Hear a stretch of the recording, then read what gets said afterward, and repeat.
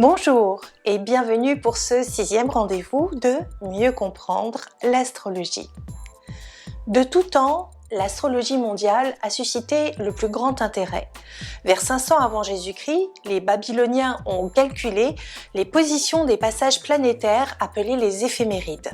Et cet intérêt perdure jusqu'à nos jours, où il n'y a encore pas si longtemps, les almanachs comportaient une page sur l'astrologie. L'astrologie mondiale est l'étude des cycles planétaires incluant des planètes dites lentes qui sont Jupiter, Saturne, Uranus et Pluton, tandis que les planètes rapides jouent le rôle de déclencheur. Il s'agit de la Lune, Mercure, Vénus et Mars. Ces planètes sont en général associées aux États, aux hommes d'État, aux pays et aux villes. On va regarder en priorité la signification de chaque planète, le signe dans lequel elle se trouve, ce qui va donner une ambiance. Ensuite, on va regarder si le signe est cardinal, fixe ou mutable. Cela va nous indiquer si l'ambiance sera initiatrice d'une situation, signe cardinal, si elle va garder ses acquis et les consolider, signe fixe, et enfin, si l'ambiance est instable, ce sont les signes mutables. Nous entamons sur 2015-2016 un cycle entre Saturne en Sagittaire, Neptune en Poisson et Jupiter en Vierge. Ces trois signes sont mutables, ce qui va indiquer une période d'instabilité. En astrologie mondiale, l'étape suivante est de regarder les aspects planétaires. Telle une courroie de transmission entre les deux roues d'un vélo, les aspects vont nous indiquer l'énergie qui est reliée entre deux planètes, si elle est positive ou laborieuse.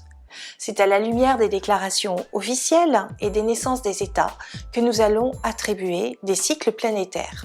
On va aussi regarder les régimes politiques. Pour le thème de la Chine actuelle, par exemple, on prend en compte la prise officielle du pouvoir par Mao Tse-tung.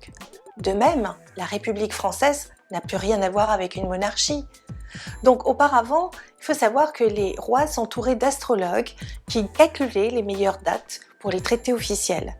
Maintenant, ce n'est plus le cas. Nostradamus est l'un des astrologues les plus connus. Il a prédit Napoléon Ier et une grande partie de ses prédictions est concordante jusqu'au règne de Henri V. Nous avons la chance de connaître le thème de la Première République car la loi qu'il a promulguée s'est faite en même temps qu'un nouveau calendrier qui était calculé par les astronomes de l'Observatoire de Paris. À chaque nouvelle République, un nouveau thème se superpose sur celui de la Première République mais garde la trame de départ. Enfin, on va regarder le thème du dirigeant politique. À l'heure actuelle, ça va être la Lune qui symbolise la popularité et la démocratie et non plus l'homme représenté par le Soleil. Donc les signes liés à l'autorité tels que le lion, c'est le roi de la jungle, ou le capricorne, le patriarche, sont remplacés par le Verseau qui représente la fraternité et le cancer qui symbolise la famille. Mais regardons d'un peu plus près les grands cycles planétaires. Le zodiaque met 25 920 ans pour faire un tour complet sur lui-même. Tous les 2160 ans, chaque cycle donne naissance à une nouvelle civilisation. L'ère du Taureau nous a donné une civilisation agricole, l'ère du Bélier a marqué la fondation de Rome, comme ça jusqu'à maintenant, jusqu'à nos jours. Et puis il y a des cycles plus courts qui sont associés très souvent à certains pays. Par exemple, le cycle entre Jupiter et Neptune dure 13 ans et concerne la France. Celui de Jupiter et d'Uranus dure 15 ans, il concerne l'Europe car il formait un bel aspect le 9 mai 1950 au moment de sa création, puis reforme exactement le même aspect le 7 février 92 lors du traité de Maastricht. Le cycle entre Saturne et Uranus dure 45 ans. Il est associé aux États-Unis puisqu'il fait un bel aspect lors de sa déclaration d'indépendance du 4 juillet 1776. Une conjonction lors de l'attaque de Pearl Harbor le 7 décembre 1941 marque ainsi l'entrée en guerre des États-Unis. Le cycle entre Saturne et Neptune dure 36 ans et concerne l'Union soviétique. En conjonction, c'est la Révolution d'octobre, le 7 novembre 1977, ainsi que la chute du mur de Berlin, le 9 novembre 1989. Le cycle entre Saturne et Pluton dure 33 ans. Il s'associe à la naissance de nouveaux États après la Seconde Guerre mondiale. Il s'agit de l'Inde, du Pakistan, d'Israël et de la Chine.